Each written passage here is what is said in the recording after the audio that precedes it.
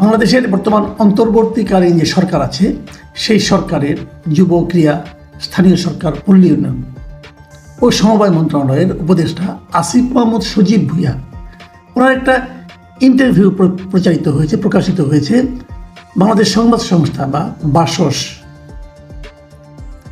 এরা ইন্টারভিউটা করেছে। এখন এই ইন্টারভিউটা আমার কাছে খুবই গুরুত্বপূর্ণ মনে হয়েছে। বাসস ইন্টারভিউটার যেটা ছাপা হয়েছে সেখানে তারা শিরোনাম করেছে যে আওয়ামী লীগকে নিষিদ্ধ করার ব্যাপারে সরকার শিগগিরই পদক্ষেপ নেবে।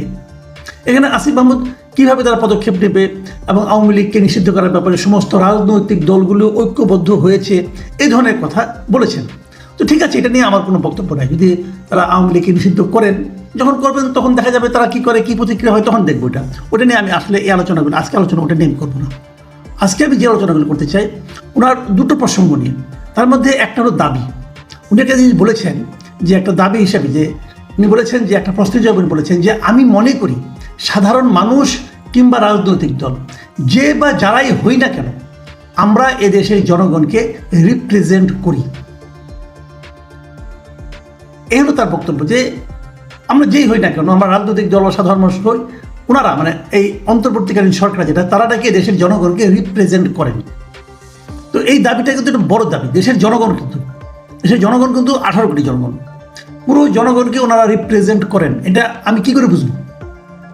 ওনাদের প্রত্যেকটা কর্মকাণ্ড কি জনগণ মেনে নিচ্ছেন? তাহলে দাবি দেওয়া নিয়ে মিছিল মিটিং হচ্ছে কেন? তাহলে আন্দোলনে আহতরাই বা মিছিল মিটিং করছে কেন? গভীর রাতে যে প্রধান উপদেষ্টা বাসার সামনে বসে থাকছে কেন? ওনারা রিপ্রেজেন্ট করেন। এই রিপ্রেজেন্ট করার ম্যান্ডেটটা উনি কোথায় পেয়েছেন, কিভাবে পেয়েছেন? এই সমস্ত প্রশ্নগুলো কিন্তু আসে এবং আমার মনে হয় এটা একটু বেশি দাবি হয়ে গেল কিনা আমি জানি না। যাই হোক, এটা নিয়ে আমার তেমন কোনো বক্তব্য নেই। কীভাবে তারা রাজনৈতিক দলকে নিষিদ্ধ করবেন না, আইন কি আছে, সেগুলিও উনি কিছু বলেছেন, সেগুলো কিছু ফাঁকফোকর আছে। তারপরেও আমার এটা নিয়ে কোনো বক্তব্য নেই। আমি যে কথাটা নিয়ে আসলে আলোচনা করতে চাই সেটা হলো নির্বাচন নিয়ে। যে সাংবাদিক ওনার ইন্টারভিউটা নিয়েছেন, তিনি জিজ্ঞাসা করেছেন যে সরকার চায় সংস্কার, রাজনৈতিক দলগুলো চায় নির্বাচন, এক্ষেত্রে বিষয় দুটি সাংঘর্ষিক হয়ে যাচ্ছে কিনা, এই ছিল প্রশ্ন।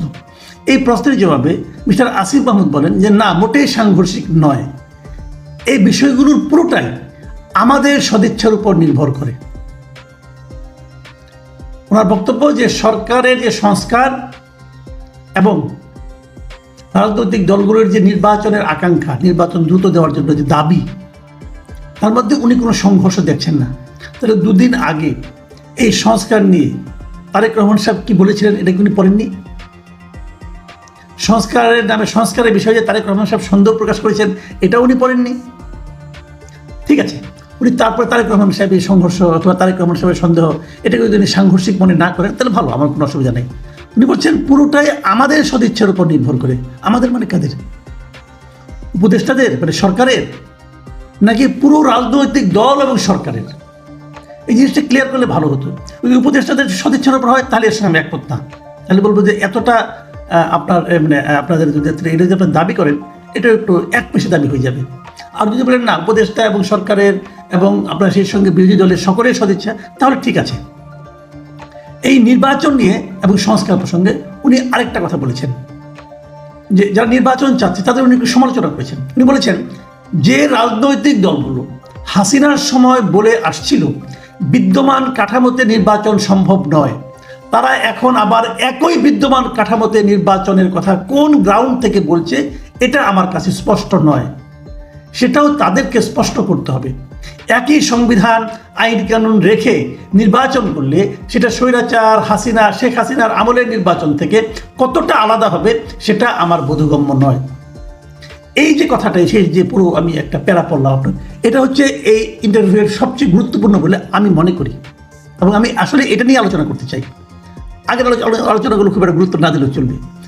এখন উনি কি বলছেন এখানে, যে আগের সময় মানে শেখ হাসিনার সময়ে রাজনৈতিক দলগুলো বলেছিল যে বিদ্যমান কাঠামোতে নির্বাচন সম্ভব নয়। ভাই সজীব, আপনি এই কথাটা কোথায় পেয়েছেন? তারা কি বলেছিল বলুন তো নির্বাচন নিয়ে? 7 জানুয়ারির আগের পলিটিক্যাল পার্টিগুলোর দাবিগুলো একবার দেখুন, একবার দেখে আসুন। তারা যেটা বলেছিল যে তত্ত্বাবধায়ক সরকার ছাড়া নির্বাচন সম্ভব নয়, বিদ্যমান কাঠামোতে নির্বাচন সম্ভব নয়। এই কথাটা কে বলেছিল? কোথাও বলা হয়নি। কাঠামো কে চেঞ্জ করবে? কাঠামো কি একদিনে রাতারাতি চেঞ্জ হবে? তারা তত্ত্বাবধায়ক সরকারের অধীনে নির্বাচন চেয়েছিল। তত্ত্বাবধায়ক মানে কি?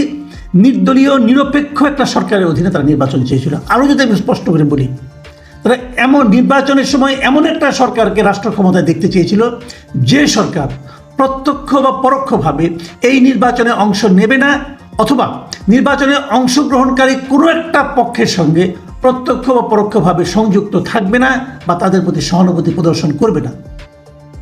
এরকম একটা সরকারের অধীনে তারা নির্বাচন চেয়েছিল। বিদ্যমান কাঠামো আপনি পুরোটা ঠিক করবেন, সংবিধান আইন কানুন সব চেঞ্জ করে ফেলাবেন, তারপরে নির্বাচন দিবেন, এটা যদি আপনি বলেন তখন তো আপনার মতলব নিয়ে প্রশ্ন উঠবে। এগুলো ঠিকঠাক করতে তো আপনার 1 বছর হবে না রে ভাই, 5-6 বছর লেগে যাবে। ততদিন আপনার ক্ষমতায় থাকবেন, ওই যে বলছেন যে আমরাই জনগণ, আমরা তাদের প্রতিনিধিত্ব করি, তাদের রিপ্রেজেন্ট করি, ওই দাবি দেয়া, এটা হয় না, এত সহজ না। আপনার যুক্তি সবাই মানবে না। আপনি যে রিপোর্টারকে ইন্টারভিউ দিয়েছেন সে ওদের কাউন্টার কোশ্চেন আপনাকে করতে পারে নাই, তার মানে সবাই কাউন্টার কোশ্চেনটা করবে না, তা কিন্তু নয়।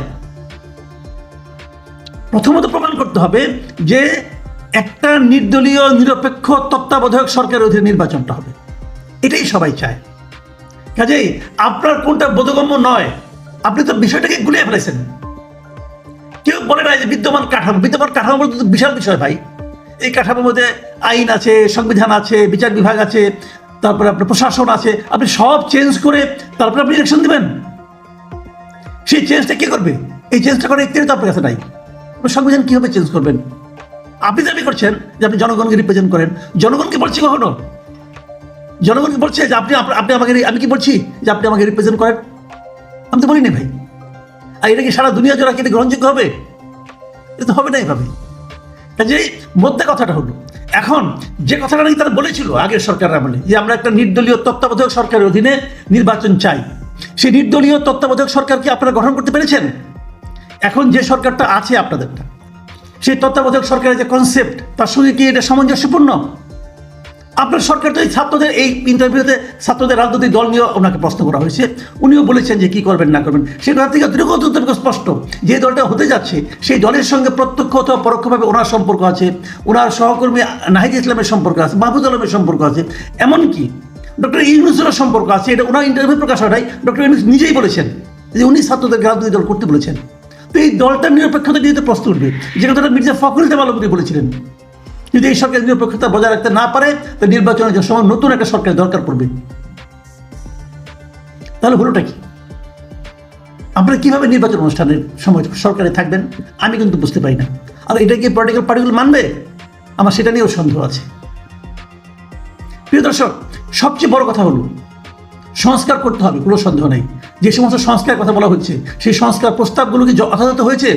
সংস্কার প্রস্তাবগুলো যারা তৈরি করেছে তাদের কোয়ালিটি, তাদেরকে আপনাদের মার্ক ছিল, তাদের যোগ্যতাকে আপনাদের মার্ক ছিল, এগুলো নিয়ে তো প্রশ্ন উঠেছে। সেই সংস্কার নিয়ে এত বাহাদুরি করার কোনো প্রয়োজন নেই। দেখি রাজনৈতিক দলগুলোর সঙ্গে জনসংস্কারে বসবেন, তারা কি বলে দেখি। তবে আমি মনে করি তার আগেই আপনাদের এই যে কথাগুলো, এগুলো আমার কাছে একটু বাগাড়ম্বরপূর্ণ মনে হচ্ছে।